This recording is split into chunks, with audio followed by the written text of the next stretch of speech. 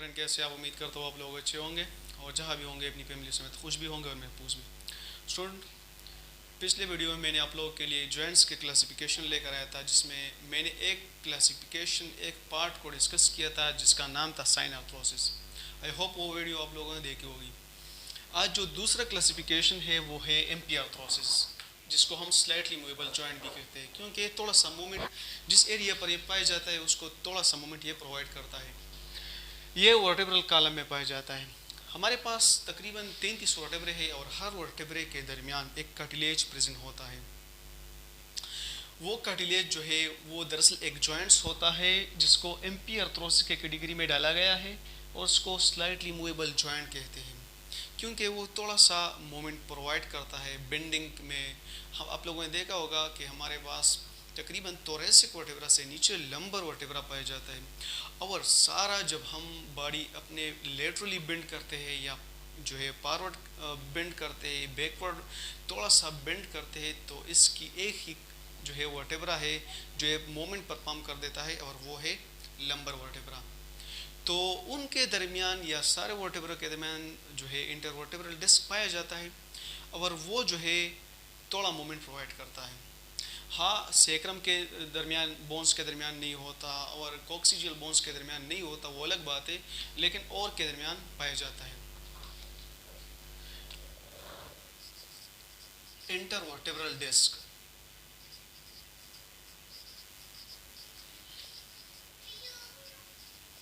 उस डिस्क को हम कहते हैं इंटरवर्टेब्रल डिस्क। अच्छा स्टूडेंट, आप लोग यहाँ पर देख सकते हैं मैंने दूसरा क्लासिफिकेशन आप लोग के लिए ले आया। दूसरा क्लासिफिकेशन है डायआर्थरोसिस, जिसका दूसरा नाम है प्रीली मूवेबल जॉइंट। आप लोगों ने इसका नाम ये सुना होगा। दूसरा, हम इसको ये साइनावियल जॉइंट भी कहते हैं, क्योंकि यहाँ पर प्ल्यूड होता है, साइनावियल प्ल्यूड। इसी बिना पर हम इसको एक नाम देते हैं साइनावियल जॉइंट।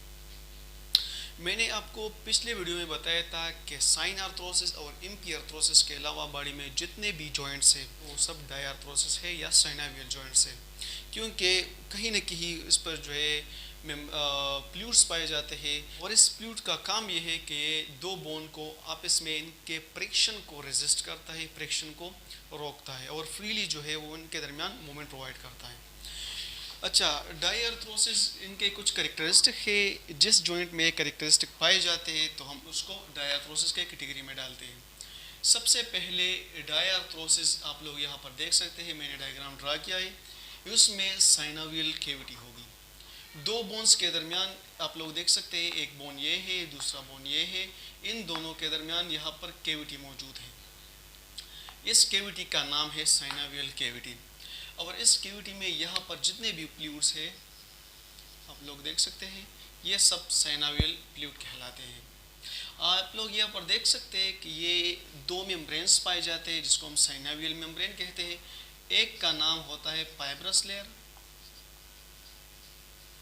जो कि ये सबसे आउटर मोस्ट होता है, और एक जो है इनसाइड होता है जिसका नाम है सेरस लेयर। इसको हम साइनावियल लेयर भी कहते हैं।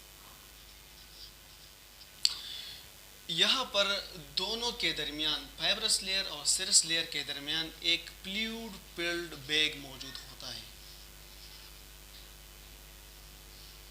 फ्लूइड फिल्ड बैग, इसमें फ्लूइड्स पाए जाते हैं जिसका नाम है बर्सा।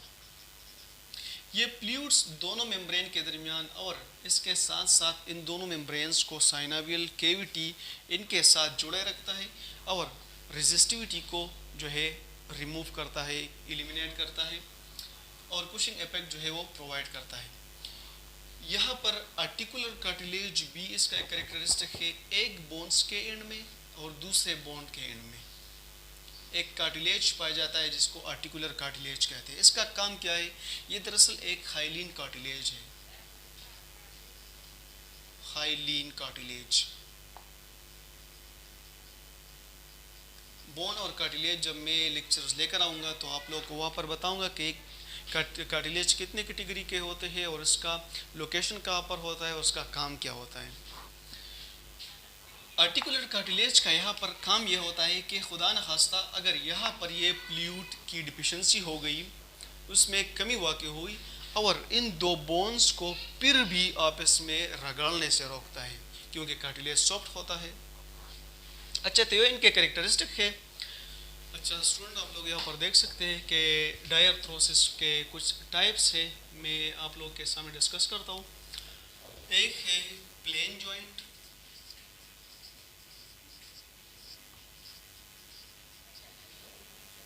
दूसरा है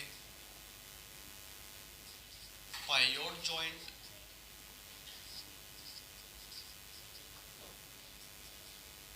तीसरा है saddle joint,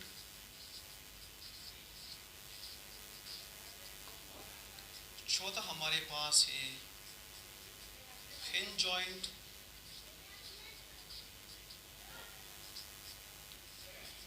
ball and socket joint, छठा और आखिरी जो है हमारे पास कॉन्डाइलर जॉइंट। मैं एक एक को डिस्कस कर दूंगा। सबसे पहले प्लेन जॉइंट। ये प्लेन जॉइंट कहाँ पर पाए जाते हैं? हम सबसे पहले लोकेशन जॉइंट्स का डिस्कस करेंगे और जॉइंट्स को, किन किन जॉइंट्स को कौन कौन से नाम से पुकारा जाते हैं वो बाद में मैं आप लोगों के लिए फंक्शनल क्लासिफिकेशन लेकर आऊँगा जो कि ब्रॉड कैटेगरी होगा। अच्छा, प्लेन जॉइंट जो है हमारे पास दो एरिया पर पाए जाते हैं। एक होता है कार्पेल बोन्स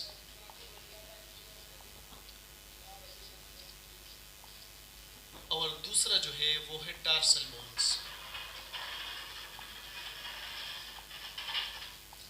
कार्पेल बोन्स और टार्सल बोन्स, फिलहाल ये याद रख ले कि यहाँ पर रेस्ट एरिया पर यहाँ पर बोन्स पाए जाते हैं जिसको कार्पेल बोन्स कहते हैं, और फुट जॉइंट में जिसको एंकल जॉइंट भी कहते हैं, बाद में मैं आपको बताता हूँ, वहाँ पर टार्सल बोन्स होते हैं, वहाँ पर जो है ये प्लेन जॉइंट पाया जाता है। बोन की कैटेगरी में फिर आपको बताता हूँ। तो प्लेन जॉइंट कार्पेल बोन्स में होता है और टार्सल बोन्स में। इसको हम इंटरकार्पेल जॉइंट भी कहते हैं, इंटरटार्सल जॉइंट्स भी कहते हैं प्लेन जॉइंट को। दूसरा है पायोड जॉइंट। पायोड जॉइंट कहाँ पर पाया जाता है? रेडियस और अल्ना में, जिसको रेडियो अल्नर जॉइंट भी कहते हैं। पायोड जॉइंट दूसरे कहाँ पर पाया जाता है? एटलांटो एक्सियल जॉइंट भी इसे कहते हैं, एटलांटो एक्सियल।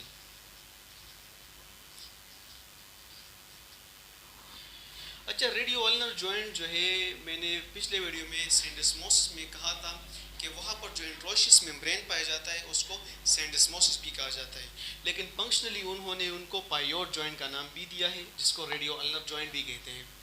अच्छा, सेडल जॉइंट कहाँ पर पाया जाता है? सेडल जॉइंट बेस ऑफ तम, ये तम है, यहाँ पर कार्पेल बोन्स पाए जाते हैं और मेटाकार्पेल।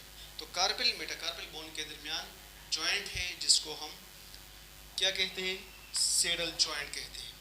अगर ये जॉइंट ना होता तो आप किसी भी चीज़ को आसानी से पकड़ नहीं सकते थे, क्योंकि इस जॉइंट ने हर किस्म के रोटेशन आपके तम को प्रोवाइड किए। ये और जॉइंट की कैरेक्टरिस्टिक नहीं है, इसकी खुसूसियत नहीं है, ये सिर्फ सेडल जॉइंट की है। तो ये बेस ऑफ तम में पाया जाता है।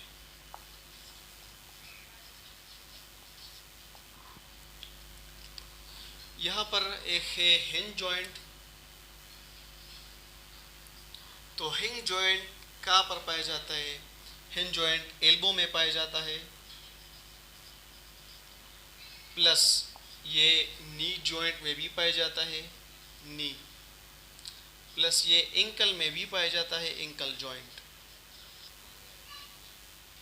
और सबसे इम्पोर्टेंट ये हमारे हैं पेलिंग्स, जिसको हम पेलेंजेस भी कहते हैं।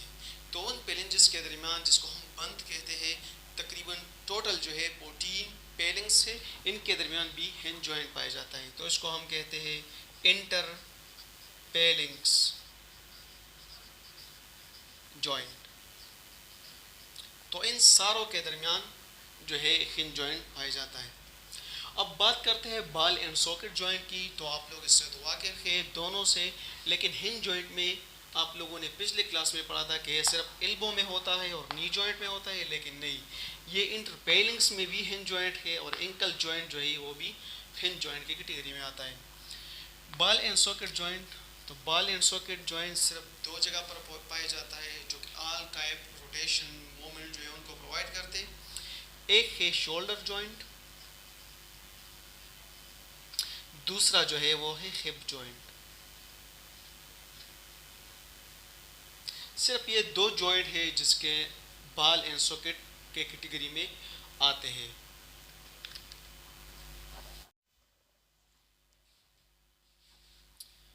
Last types condylar joint. Condylar joint कहाँ पर पाया जाता है? मेटाकार्पोफिलेंजियल जॉइंट। यह है मेटाकार्पल बोन्स जिसको हैंड बोन्स भी कहा जाता है, और यह है पेलिंग्स। तो पेलिंग्स और मेटाकार्पल बोन्स के दरमियान यहाँ पर जो जॉइंट्स पाए जाते हैं उसको मेटाकार्पोफिलेंजियल जॉइंट्स कहते हैं। तो इनमें भी कॉन्डाइलर जॉइंट पाया जाता है। मेटाटार्सोफिलेंजियल जॉइंट में भी जो है कॉन्डाइलर जॉइंट पाया जाता है। मेटाटार्सल बोन्स जो है वो इसको हम पुट बोन्स भी कहते हैं, या तो मेटाटार्सल बोन्स उनको पुट बोन्स कहते हैं, और टो बोन्स जिसको हम पेलिंग्स भी कहते हैं। तो टो बोन्स और पुट बोन्स के दरमियान कॉन्डाइलर जॉइंट पाया जाता है। और टेम्पोरोमैंडिबुलर जॉइंट, ये है टेम्पोरल बोन्स जो कि क्रेनियम में पाया जाता है, और ये है मैंडिबल। तो दोनों के दरमियान भी जॉइंट है जिसको हम कहते हैं टेम्पोरोमैंडिबुलर जॉइंट, जो कि कॉन्डाइलर के कैटेगरी में आता है।